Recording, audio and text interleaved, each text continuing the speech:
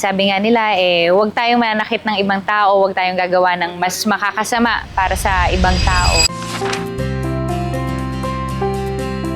First of all, syempre, sisigaw ako, mag-a-ask ako ng tulong mula sa ibang tao kasi syempre, gusto ko din siyang puntahan afterwards. Pero syempre, hindi ko kaya mag-isa yun or hindi namin kaya ng dalawang babae. So, kailangan maghanap tayo ng tulong galing sa iba.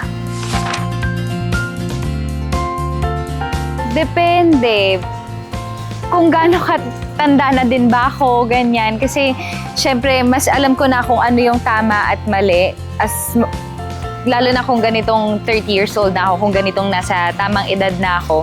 Doon ako sa mas nasa tama. O kaya kung pares naman silang nasa tama, syempre, ba't kailangan kong pumili? Baka naman pwedeng sumama ako minsan sa nanay ko o kaya minsan ay sumama ako sa tatay ko.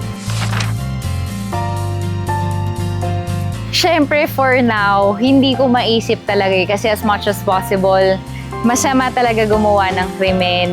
Sabi nga nila, huwag tayong mananakit ng ibang tao, huwag tayong gagawa ng mas makakasama para sa ibang tao. Pero siguro yung pinakamalalang reason kung makakagawa man ako ng krimen, siguro pag na-endanger na yung lives ng pamilya ko or yung sarili kong buhay, siguro yun lang yung reason. Hello everyone! Ako po si Jenzel Angeles bilang duday sa Magpakailanman's episode na Ang Babae sa Likod ng Krimen. So abangan niyo po yan ngayong Sabado sa GMA7.